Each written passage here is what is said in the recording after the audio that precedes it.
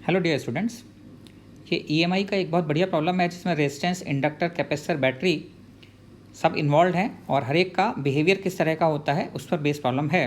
बहुत बढ़िया प्रॉब्लम है, इसको ज़रा ध्यान से देखिए। प्रॉब्लम ये है कि in the circuit we first put the switch on and wait for the current to come to a steady state. तो पहले हमने स्विच को क्लोज कर दिया है और फिर हमने वेट किया है कि स्टेडी स्टेट आ जाए। उसके बाद हमने क्या किया, हमने put the switch back of. इसके बाद हम स्विच को ओपन कर देते हैं स्टेडी स्टेट पर। तो ये पूछ रहा है what is the magnitude of potential difference measured by the volt meter immediately after the switch was turned of. तो यहाँ पर एक वोल्ट मीटर लगा है, इस वोल्ट मीटर की रीडिंग पूछ रहा है ये जब बैटरी को ओपन किया जाता है एट स्टेडी स्टेट। और इसमें ये गिवन है कि capacitors and coils are ideal and assume that voltmeter provides an infinite resistance. तो इसका मतलब वोल्ट मीटर भी आइडियल वोल्ट मीटर कंसीडर किया गया है। यहाँ पर वैल्यूज़ दी गई हैं, E = 1 वोल्ट बैटरी का EMF और R1 और R2 में रिलेशन दिया है, R1 = 3R2। तो अगर हम R1 को R2 को अगर हम R मान लेते हैं तो R1 3R हो जाएगा और बैटरी का EMF 1 वोल्ट गिवन है। तो मैं चाहूँगा इस प्रॉब्लम को पहले आप लोग एक बार खुद ट्राई करें क्योंकि बहुत बढ़िया प्रॉब्लम है, और उसके बाद ही इसका सोल्यूशन देखें और आप वेरीफाई करें कि फिर आपने जो आंसर निकाला था वो राइट है या रॉन्ग। तो मैं इसका सोल्यूशन डिस्कस करने जा रहा हूँ, ज़रा ध्यान से देखिए। देखिए, इनिशियली जब आप स्विच को क्लोज करेंगे तो स्विच को क्लोज करने के बाद जब स्टेडी स्टेट पहुंच जाती है तो आपको पता है कि एट स्टेडी स्टेट कैपेसिटर वाली ब्रांच में कोई करंट फ्लो नहीं होता, तो capacitor can be replace bye open circuit. और वैसे केस में इंडक्टर जो है वो एक प्लेन वायर से रिप्लेस किया जा सकता है क्योंकि इंडक्टर कोई रेजिस्टेंस ऑफर नहीं करता स्टेडी स्टेट में, तो inductor can be replace by plain wire.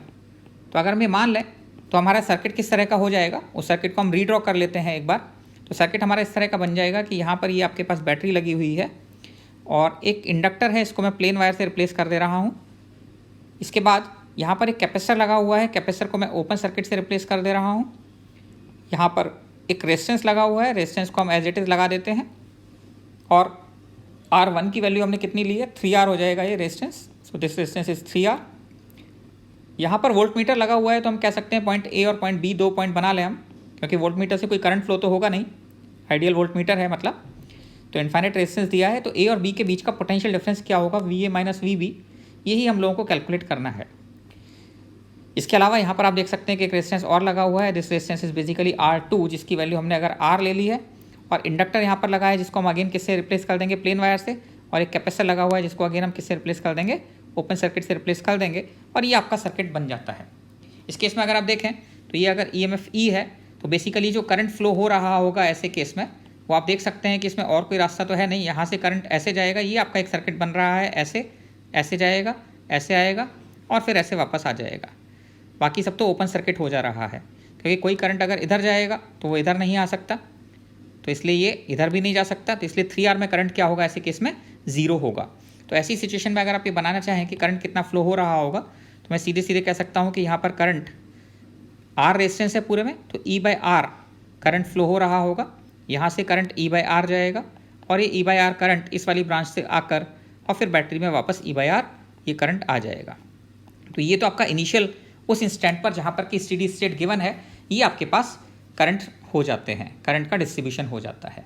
3R में उस केस में कोई करंट फ्लो नहीं हो रहा होगा क्योंकि कोई और रास्ता ही नहीं है करंट का पास होने का 3R के बाद। नाउ अब बात ये आती है कि immediately after switch is opened, तो immediately after switch is open तो बैटरी तो आपकी हट जाएगी। तो बैटरी जब हट जाएगी वैसे केस में आपको पता है कि now in this case immediately after switch is open, तो जब स्विच को ओपन किया जाएगा तो ऐसे केस में क्या क्या चीज़ें होंगी। पहली बात तो ये होगा ऐसे केस में कि कैपेसिटर पर जो पोटेंशियल डिफरेंस है वो वही रहेगा मेंटेन्ड। अगर उस पर कोई चार्ज Q आ गया है तो V = Q/C उस पर रहेगा, तो कैपेसिटर से कोई फर्क पड़ने वाला नहीं है, यू कैन से कैपेसिटर के अक्रॉस पोटेंशियल डिफरेंस जो है वो रहेगा। इंडक्टर में जो करंट है वो इंडक्टर का करंट जो है वो कांस्टेंट रहेगा, कैन नॉट चेंज इंस्टेंटेनियसली, तो this will remain constant, this can not change instantaneously. ये हमारी फंडामेंटल चीज़ है, इसको लेकर हम आगे बढ़ेंगे। तो इंडक्टर का करंट अगर इंस्टेंटेनियसली चेंज नहीं हो सकता, इसका मतलब सिंपल सी चीज़ ये हो गई कि इस ब्रांच का जो करंट था और इस ब्रांच में जो करंट पास हो रहा है ये दोनों करंट कांस्टेंट रहेंगे, और ये दोनों करंट ही कितने हैं, दोनों करंट आप देख सकते हैं E/R हैं। तो नया सर्किट अगर आप रीड्रॉ करते हैं तो उस केस में क्या सिचुएशन होगी, ज़रा देखिए।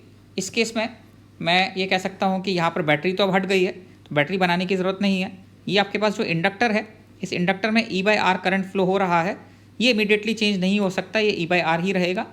यहाँ पर आपका एक कैपेसिटर लगा हुआ है जिसके अक्रॉस बेसिकली कुछ ना कुछ पोटेंशियल डिफरेंस होगा और इनके बीच में कोई बैटरी नहीं है। यहाँ पर एक रेजिस्टेंस आपका लगा हुआ है, इस रेजिस्टेंस की वैल्यू हम लोगों ने R कंसीडर की हुई है। एक रेजिस्टेंस यहाँ पर लगा हुआ है, इसकी वैल्यू 3R है और बेसिकली ये जो दो पॉइंट हैं A और B, इन दोनों पॉइंट्स के बीच का पोटेंशियल डिफरेंस आपको कैलकुलेट करना है। आप देख सकते हैं कि एक इंडक्टर यहाँ पर भी लगा हुआ है और इस इंडक्टर में जो करंट फ्लो हो रहा है E/R, ये भी चेंज नहीं हो सकता, ये वही रहेगा। और बेसिकली यहाँ पर आपका एक कैपेसिटर लगा हुआ है, तो कैपेसिटर तो एज इट इज़ आप लगा सकते हैं, इससे कोई प्रॉब्लम नहीं है। कैपेसिटर बेसिकली अगर उस पर कोई चार्ज है तो पोटेंशियल डिफरेंस प्रोवाइड कर रहा होगा उस इंस्टेंट पर। ओके, तो अब इस केस में क्या सिचुएशन होगी और करंट कैसे डिस्ट्रीब्यूट होगा, तो आप देख सकते हैं कि बेसिकली इस वाली ब्रांच में यहाँ पर E/R करंट यहाँ से जा रहा है, तो इस वाली ब्रांच में E/R करंट आया होगा, तभी ये करंट ऐसा होगा कि यहाँ से E/R आया और यहाँ से E/R चला गया। और उसके बाद आप देखें कि इस E/R वाले करंट का क्या होगा, तो ये बेसिकली E/R करंट यहाँ पर देखें तो आपको पता है कि बिकॉज इस करंट को कांस्टेंट रहना है, तो ये E/R अगर यहाँ पर करंट फ्लो हो गया तो ये वाला सर्किट तो आपका क्लोज हो गया जिसमें E/R करंट फ्लो हो रहा होगा। इसका मतलब ये वाला जो नया वाला E/R करंट आ रहा है, ये E/R करंट पूरा का पूरा इधर चला गया होगा। तभी आप ये कह सकते हैं कि इसमें E/R करंट कांस्टेंट रहेगा, तो आप कह सकते हैं कि इधर भी जो करंट फ्लो हो रहा होगा ये E/R करंट यहाँ पर फ्लो होगा और ये E/R करंट यहाँ से वापस आकर E/R आ जाएगा इमीडिएटली आफ्टर स्विचेस ओपन की बात कर रहा हूँ। थोड़े टाइम बाद तो सिचुएशन सारी की सारी चेंज हो जाएंगी। तो ये आपके पास आपको करना क्या होता है, बेसिकली किसी सर्किट पे आने वाला करंट और सर्किट से जाने वाला करंट दोनों सेम होने चाहिए और इंडक्टर से पास होने वाला करंट चेंज नहीं होना चाहिए। अब आप करंट को कैसे डिवाइड कर सकते हैं और कैसे डिस्ट्रीब्यूट कर सकते हैं, ये इन दोनों चीज़ों का ध्यान रख के आपको देखना है कि इंडक्टर से पास होने वाला करंट चेंज नहीं होगा एंड किसी सर्किट पे किसी जंक्शन पे आने वाला करंट और जाने वाला करंट दोनों बराबर होने चाहिए। तो बेसिकली सिचुएशन ये बन गई है इसमें कि यहाँ से जो E/R करंट है, ये E/R करंट इस तरीके से फ्लो हो रहा है और एक सर्किट में अलग E/R करंट इस वाले में फ्लो हो रहा है पूरे में, और इस पूरे में भी E/R करंट फ्लो हो रहा है। This is the only way by which you can say कि इंडक्टर से पास होने वाला करंट अनचेंज रहेगा। इंडक्टर से पास होने वाला करंट सेम रहना इसलिए ज़रूरी है because flux can not change instantaneously, otherwise EMF infinite हो जाएगा। तो अब हम सीधे सीधे कह सकते हैं कि अगर मैं इस पॉइंट को कुछ C कंसीडर कर लूँ तो VC माइनस VA क्या लिख सकते हैं हम, VC minus VA can be written as E/R into 3R that is equal to 3E and VC minus VB can be written as E/R into R that is equal to E। तो अगर इन दोनों equation 1 and 2 से आप calculate करना चाहें कि इनका difference क्या होगा, तो आप कह सकते हैं कि अगर मैं 1 - 2 कर दूं तो 1 - 2 करने से आपके पास क्या आ जाएगा, VB minus VA and that will be equal to 2E। E equal to कितना है, 1 वोल्ट दिया है तो 2 × 1 that is equal to 2 volt.